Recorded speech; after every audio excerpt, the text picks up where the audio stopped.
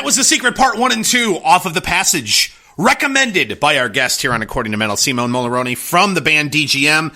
And, of course, being in Italy, and you're our first Italian guest, just so you know. But one of the reasons we decided to do this show was not only talk metal, but more importantly, to be able to highlight some bands and, unfortunately, artists you listen to as a metalhead that you're like, these guys are great, and why? And you tell your friends, you tell everybody you know, but you need to check these guys out. And that's one of the favorite things I like to do as a person who listens to metal. And we love to ask our guests who are on the show, because you've been all over the world. You've toured in many places, whether it's in a local Italian band that we've never heard of that makes great metal that we've just never checked out, or anybody else. What's a band, Simone, that you think is the best band that no one's ever heard of before? Okay, that's a good question, and it's not that easy for me because I told you I do the studio thing every day, so I record. True. Basically. Yeah, good point. I basically record like every Italian band in the last 6 years, so for me it's not that easy because But I think the best band that I mean, they're not unknown. They're called Trick or Treat. I don't know if you know. Yeah, they're doing like a sort of. I'm not a big fan of classic power metal like Halloween, but they're doing that kind of thing, but in their like very personal way. They have this like comic lyrics and all the funny stuff, and it's really a joy every time recording them and listening to the album. And they should be more, they're quite big in Italy, but they deserve more attention all over the world, I think. Well, there you go. Yeah. Now, speaking of bands and recognition, every other band that I recorded will hate me now. Hey. They'll be like, "Why are you giving Trick or Treat a special?" Yeah. Exactly. Well, we'll just don't have them listen to this. That's all. But there's lots of comparisons to you guys in Symphony X, and which to me. I think you're two incredibly different bands, but it's a fair comparison according to many people. But you guys, obviously, Russell Allen was on Reason on your last album, and then of course you had Michael Romeo on Dogma on the Passage. So, and then if I'm not mistaken, I believe Mike LePond is part of Lalu, which is also a project you're in. Right. So there's obviously a lot of connection with the band, whether you want it to be or not. What is your First of all, is it fair to say that you're definitely influenced by their music, both now Absolutely. and in the past?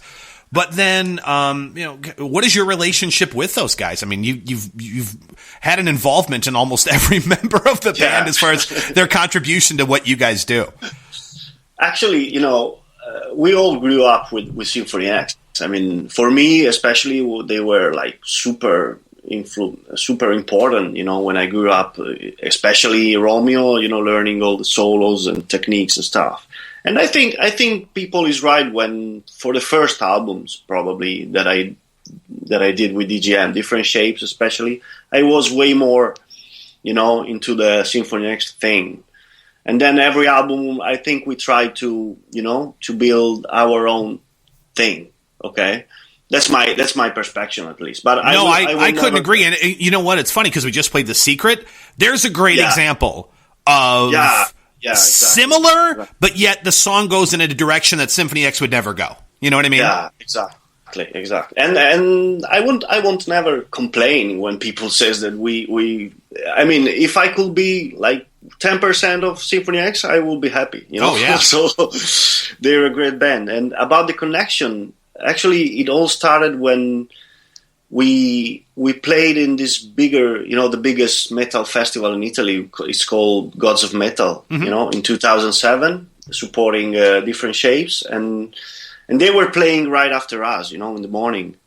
So we shared the same dressing room space and stuff. And we started to become friends and stuff, talking. And of course, I was like, the biggest fanboy in the world.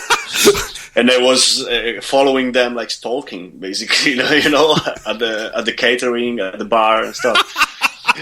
But then actually we exchanged telephone numbers. I don't know. Maybe I told them, hey, if you come to Italy to visit Italy, you're my guest. Come whenever you want. And then I think 3 years later, Russell wrote me because they were doing the Iconoclast tour, European tour, and they asked us if we wanted to join, for the whole tour. So that was the biggest thing, because we shared the stage and the dressing room for like 40 days, the tour bus, and then we really became, I went from a fanboy thing to hey, we're playing music together and we're good friends. We're drinking together, having dinner every day, and so we just kept in touch, So from time to time, I just call Romeo, hey, what's up, and we talk about things, usually about studio. Is like me, he's a nerd about guitars, amplifiers, and microphones and stuff. So when it, when same for Russell, especially Russell and LePon we always write each other, like even for stupid thing, just to maintain, the friendship. I think. Yeah, just and then friends being friends, Yeah, right. And then when we came up with, for example, we reasoned in Momentum, we were always laughing and talking during the tour with Russell. Hey, we should do a song together, and he was, hey, okay, no problem, send me the song, and that was it. Basically, we wrote this song. We have this part that could fit with Russell's voice. I mean, Russell can sing everything, so every part can fit Russell.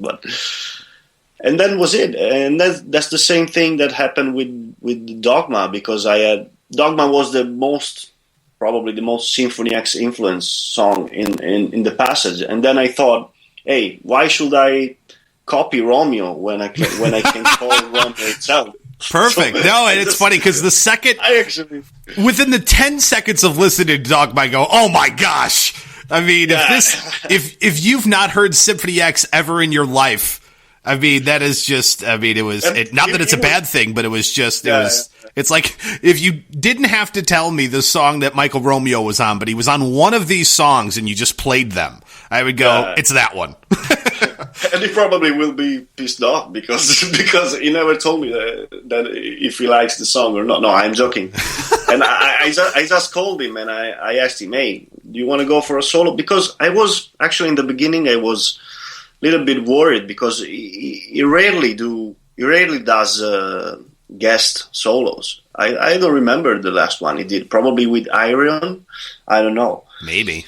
And so I thought, hey, maybe I will ask him and he will tell no, and I will be like, being also a fanboy, will be disappointed. But it was really super cool. Hey, no problem. Send me the song. And in 2 days, I had the solo, and it was really 100% Romeo. No, absolutely. He also wrote me in the mail, hey, I played some stuff that you won't be able to play, so you can beat me. Like we were always joking about this during the tour. So it's cool. They're great. Nice guys and great musicians. Here with us on According to Metal is Simone Mularoni from DGM. And speaking of other projects and things that you're involved in, we already talked about pretty much a super group at this point with Lalu and Vivian Lalu's involvement, and you're involved in that. Imperios, by the way, is another band that you're involved with. A lot of projects that are going on. So in 2017, what can we expect of your next step in regards to other projects or things that you're working on right now that maybe none of us know about? Yeah, I mean, Imperios, it was actually my first band when I was like 16. Oh, really? I never knew that. Yeah. It was my first band. And then I joined DGM later. And then, Imperios was more for fun, with my friends, local friends. And then we stopped the band, I think 2 years ago, because my drummer moved to New York, he married a girl. And it was nonsense to continue the band without the original members because we were studying together at the school, and DGM is my main band now. So that project is gone for now. I don't know, maybe in the future, but 2017, well, a lot of stuff because I'm finishing the live DVD, double DVD for DGM that will be out with Frontiers. I don't know when actually, but I think before summer. And it's a double. It's cool stuff because it's 2 concerts in one.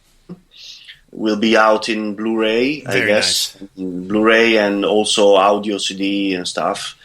And it contains the 2014 Pro Power USA show that we did in Atlanta, and it's basically that concert is based basically on momentum and frame, you know. Sure. And then we did this big concert in Italy in October. It was the Frontiers Metal Festival, you know, with all the Frontiers bands from all around the world, and we recorded that show too, and it's really cool. And it's basically contains pretty much all the passages, plus the classic, you know, Reason and Hereafter and the rest. So it's really hard work because it's two products in one for me. So I have to mix, I have to follow the video stuff, but it's gonna be cool, and it will be out I think in like June. I don't know. I still don't know the dates. And then I have this Lalu. I think Vivian is writing more songs. But, you know, Lalu it's his thing, you know. He usually send me the songs when they're finished. I just record my parts, and of course I can help, but I like him to write the songs because it's his thing. And then I'm writing, I don't know if it's still secret, I don't know, but I'm writing this album for... I cannot tell the name now, but it will be out in 1 month, I guess. The update. I'm writing this album, a sort of Anle Lande, you know, the project from Frontiers. Oh yeah, a sort of that, but with Italian singers, you know. Really? The biggest Italian singers. And I'm writing this album, and I'm having fun because it's way more melodic, you know, like more. I don't want to say commercial, but it's still heavy metal, you know.